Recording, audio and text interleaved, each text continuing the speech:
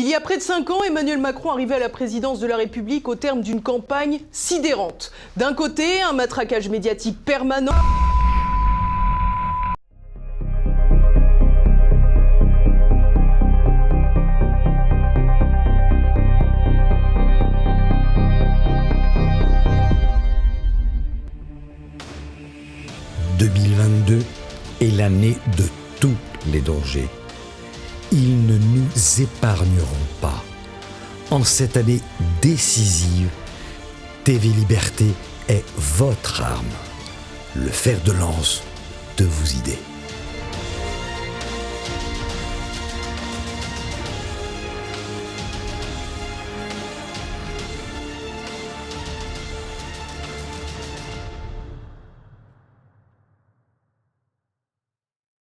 Bienvenue à tous dans ce nouvel épisode de La Petite Histoire, le deuxième consacré à cette nouvelle thématique des victoires inespérées. J'espère d'ailleurs que le premier, celui de la semaine dernière, qui était une sorte de petite compilation des grandes victoires déjà abordées, vous a plu. Cette semaine, on va parler d'une bataille absolument méconnue et qui pourtant non seulement implique un chef de guerre bien connu quant à lui, Bertrand du Guesclin, mais en plus a sauvé le royaume et la couronne de Charles V. Il s'agit de la bataille de Cocherel qui est menée par le célèbre guerrier breton au nom du roi de France contre les troupes du roi de Navarre, Charles II, dit le Mauvais, qui avait bien l'intention de s'emparer du trône. Le tout avec l'aide des Anglais, bien sûr, et leurs redoutables archers, et aussi avec une stratégie totalement anglaise pour le coup, qui consiste, malgré leur supériorité numérique écrasante, à se planquer derrière des fortifications en haut d'une colline en attendant que les Français chargent. Donc, tirer des flèches au pif, le cul bien protégé derrière des pieux,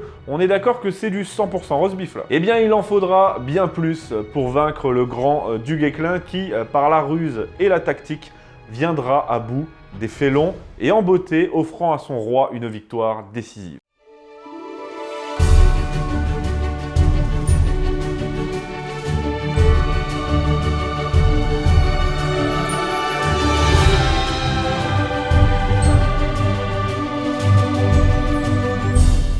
Nous sommes en 1364 et le royaume de France est, comme souvent à cette époque, dans une situation assez catastrophique. Je dis comme souvent parce qu'il ne faut pas oublier qu'on est surtout en pleine guerre de 100 ans. Donc bon, c'est pas non plus la fête du slip tous les jours, quoi. Le roi de France, Jean II le Bon, a été capturé par les Anglais et le 8 avril 1364, il meurt dans sa prison anglaise. Son fils, Charles V, hérite donc de la couronne. Sauf que c'est pas aussi simple, puisqu'il y en a toujours un pour foutre le bordel. Le roi de Navarre, Charles II, surnommé le Mauvais vu qu'il était insupportable, eh bien, il l'a mauvaise. Il l'a mauvaise parce qu'à la mort du dernier Capétien direct, les grands du royaume avaient confié la couronne à l'héritier de la maison de Valois, au détriment des maisons cousines d'Angleterre et de Navarre. C'est d'ailleurs ça qui a déclenché la guerre de 100 ans, car il était quand même pas question de refourguer le trône à un roast-beef, quoi. C'est quand même assez compréhensible. Du coup, dès la mort dans les prisons anglaises de Jean II le Bon, Charles le Mauvais se dit que son heure est venue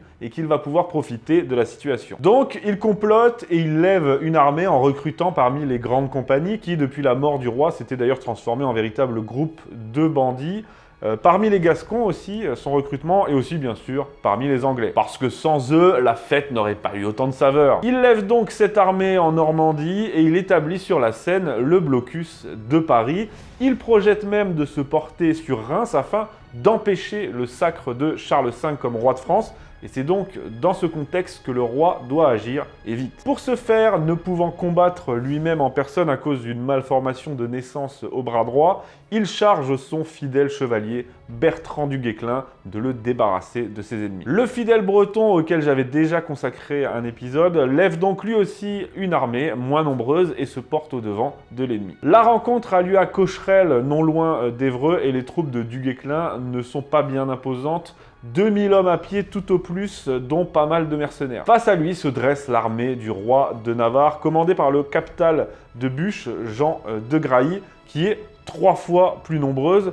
peut compter sur 300 redoutables archers anglais et a l'avantage de la position. Oui, parce que comme je l'ai dit, les forces anglo-navarraises ont adopté une stratégie bien anglaise, c'est-à-dire se positionner en haut d'une colline, se fortifier et attendre la charge. Voilà, avec bien évidemment les archers anglais bien protégés derrière leur mur de pique. Stratégie bien anglaise ou, comme on l'appelle plus communément dans le jargon, stratégie de belle petite. Lorsque Bertrand du Guesclin arrive à Cocherel, ses troupes sont exténuées, assoiffées et souffrent de la chaleur accablante. Tout le monde veut en finir au plus vite. Sauf que celui qu'on surnomme le Dog de Brocéliande sait que toute attaque frontale serait suicidaire vu le nombre et la position des ennemis, alors dans un premier temps, il retient son armée. Les Anglo-Navarrais tentent bien de lui forcer la main en lui faisant croire qu'ils attendent des renforts imminents, mais du Guesclin ne cède pas. Le 16 mai 1364 à 15 h, il se décide enfin non pas à faire charger ses hommes qui n'attendent que ça, mais à agir avec ruse. Il ordonne à tous de simuler une retraite au son de la trompette. C'est toute son armée qui se met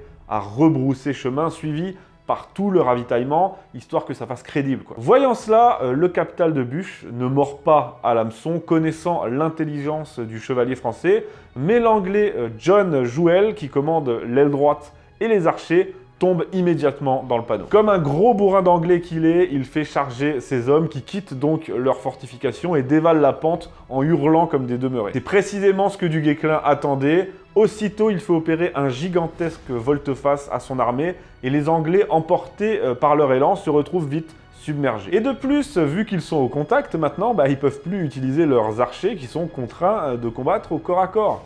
Ça, c'est con. Ah oui, mais c'est tout de suite moins facile quand on doit faire la guerre pour de vrai. Et pendant que l'armée ennemie tout entière tombe dans le piège en quittant sa position, un autre détachement envoyé par du Guesclin prend l'ennemi à revers et capture même leur chef, Jean de Grailly. Pour les Anglo-Navarrais, la fête est finie. Leur armée, pourtant largement supérieure en nombre et en force, est complètement neutralisée. Pour du Guesclin, c'est une victoire éclatante menée d'une main de maître avec ruse et stratégie qui permet non seulement au roi Charles V d'aller se faire sacrer à Reims, mais aussi de faire rentrer dans le rang ce puissant ennemi. Charles le Mauvais finira par renoncer à ses prétentions à la couronne de France, et quant à Bertrand du Guesclin, à qui le roi offre le comté de Longueville en récompense, eh bien, il est loin d'avoir fini de faire parler de lui. Merci à tous pour votre attention, j'espère que ce récit épique de la bataille méconnue mais ô combien importante de Cocherel vous a plu.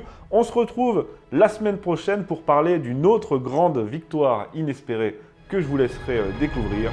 Salut!